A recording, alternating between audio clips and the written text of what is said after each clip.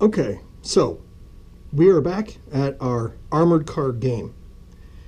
And we're basically going to begin with the questions. Because in a game like this, we have to say there's some questions that have to be asked. Let's assume that the Germans and the Russians, allies as the case may be, have determined what they want to do, and that is they want to, this would be the main objective right here. This zone right here is the main objective. So we ask ourselves, or we say that we Germans have got a plan. The plan is we're going to take this zone. Soviets are going to do the same thing. How they go about it is the Soviets have said, okay, I'm going to send my 2 BT-6s right in there, and we're going to just take it. And while they're doing that, we're going to do some flanking help, and whatever we can do to help them do that, we're going to do it. So the Germans are saying the same thing. We're just going to go right in, and we're going to take it.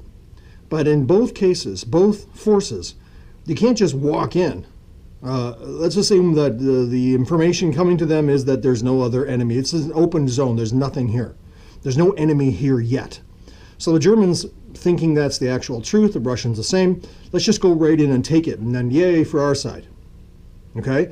But they still have to ask themselves questions after they've made their plan. Germans are going to basically have, in this zone down here, where we see the 2 Pumas, one of the Pumas is going to cover for the other one as it goes running right in. It just goes, and just take it. Okay? If it sees something that's going to defend or fire at it, it has to stop and then fire. Okay?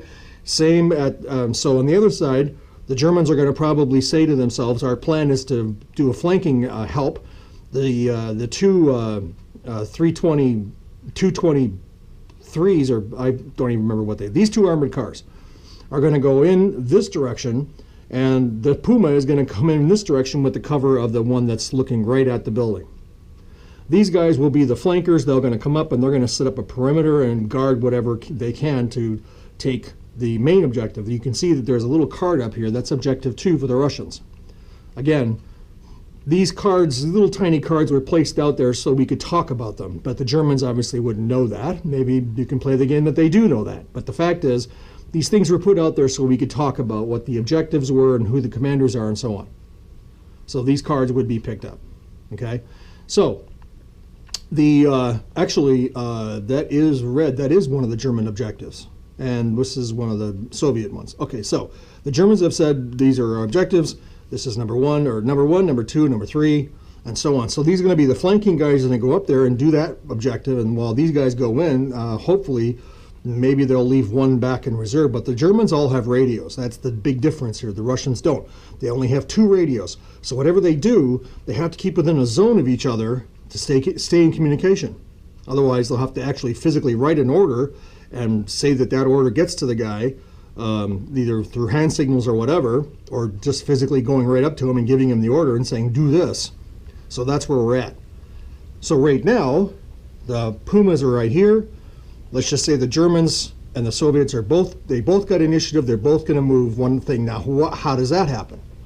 Okay, traditionally, it's one person goes and the other person goes. But in this case, you know, it's going to be a little wonky. Okay, initiative. So we could do things like we've done in the past, where you begin and you activate one segment at a time. This could be the German segment number 1, this could be number 2, and this could be number 3, or the reverse, however you want to do it. So this would be Germans number 1, Germans number 2, and Germans number 3. The Soviets might do something like this.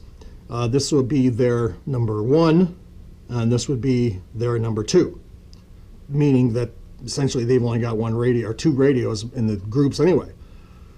So each one of these guys has to be designated as being the commander who's got the radio and telling other guys what to do. So we can begin by having the Germans do one thing, and then the Soviets can do another thing, activation of one group. So the Germans will activate one group, but unfortunately in this case, because of what they're going to do, they've got one armored car that's just going to move up and become essentially an overwatch. So the Germans will move there first, the Soviets will move there first. Now, if there is a predicament in saying, well, who should go first? Who actually physically goes first? You could pulse it. And by pulse, the pulse concept is you move a little bit until you get to your full speed. So the declaration is made as to how fast they're moving. So this is the conversation that has to happen. So the Germans will say, okay, I'm going to activate this guy. This Puma right here is going to move right here and stop. This Puma here is going to move full speed down the road. So that's pretty darn fast. So 1, 2, 3, 4, 5, 6. Okay, so that Puma really is flying down the road. And is he stopped or not? My thinking is he would be stopped. So he's going to go full speed and stop right there. The other Puma goes cross country as fast as it can to this point and stops right there too. So that's their first activation. So we'll go over to the Soviet side and do their first activation, which is these two BT6s and the Hummer. So the Hummer's already got his orders. He's going to go up there. He's the guy with the radio, actually. He's going to go up there and he's going to let them know, sorry, that's not true. These guys don't have radios. This is the only one with the radio. Therefore, he has to stay within proximity of these guys to be able to instruct them, or they have to have their orders already written. And so we'll say that's true. So this guy is going to move up the hill. So one automatic. So wait, sorry, that's measuring. This is movement. I'm sorry, that was combat. So 1, 2, 3, and that's it. He's also gone uphill. Now, the guys on the road, part of that first group, they move 1, 2, 3, 4, 5, and 6. Now, these two guys are looking at each other. 1, 2, 3, 4, 5, and 6. Okay? So that's how that is going to work. So we are going to adjust our turrets in case there's a question. Okay? And that's what we're looking at. So that's the first movement. And then we would do our second. So the Germans would do these guys, they would move up, and then the Soviets would do their second. But in this particular case, that's quite a convoy, and that's going to be an issue. These guys are blocking the way. They're all moving. This BT6, we could say, is actually stopped. Now, what does that mean? If he moves and stops, that's fine, because he's not going to be on Overwatch, but he's going to move and stop and get ready to fire. This guy's still moving. So that's why we need to mark certain things. We're just not doing it enough for this demonstration. So what we're left with here is these two guys have stopped at the end of their turn. But does combat happen now? Hypothetically, theoretically, yes it does, because this is the first activation and there's combat. Before the second activation even happens, the combat's resolved. That's why you mark things moved and you mark things fired. Or he could say, actually, I'm not going to fire now. I'm going to wait. He's going to take a chance because I'm going to get closer and then blast this guy very badly. Maybe he doesn't want to wait, though. That's the point. Okay? So we're going to say the Puma's going to fire and this BT6 is also going to fire. So there's 2 shots from each going at each other. And they're both stopped, but they did move. So they both get a -1. And that's where we're at. So they're firing. So we'll measure the range. Automatic, color, sorry, it's 4 each. 1, 2, 3, 4 automatic, 1, 2, 3, 4 color, 1, 2, so code. Goes to code and color because they both moved. Or the target's moving. Well, he also moved. So it's code and color. The Germans had the same problem. So 1, 2, 3, 4 automatic, 1, 2, 3, 4 code, 1, 2. So it's the same thing. They moved. Now we get to the other modifier. So the elite and all the other things, better gun, whatever. Let's just say all things being equal. So they're going to fire. So that's code and color for both. You could say, however, this might be the commander for this unit, so he might get a +1, which would be allowable. The Soviet commander's over here in this Hummer, and he would not get a +1 from this guy. So we could say that the German advantage, because that is in fact the command vehicle, is going to have a +1. So he goes back to code. So he needs red, he needs a star to hit, and that's it. So let's just take that and find out what happens.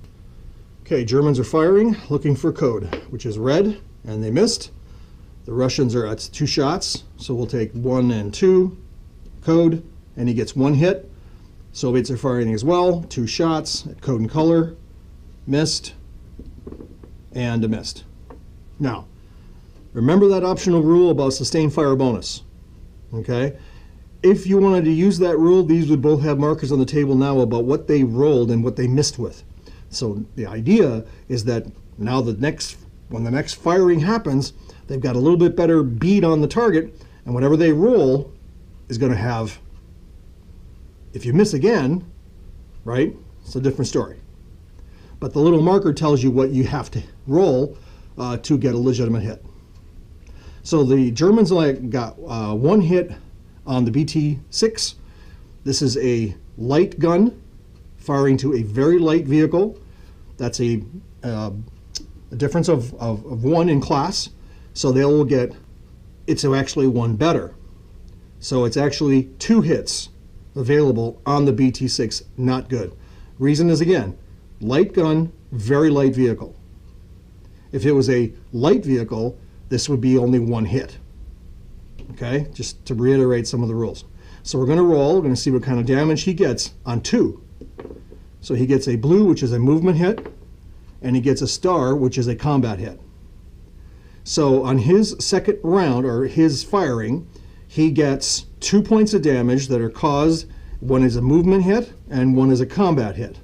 That will take effect immediately, but it's supposedly simultaneous, so when the firing is done, that's exactly what will happen next time they fire. So that's already got a movement hit and a combat hit on it. And that's it.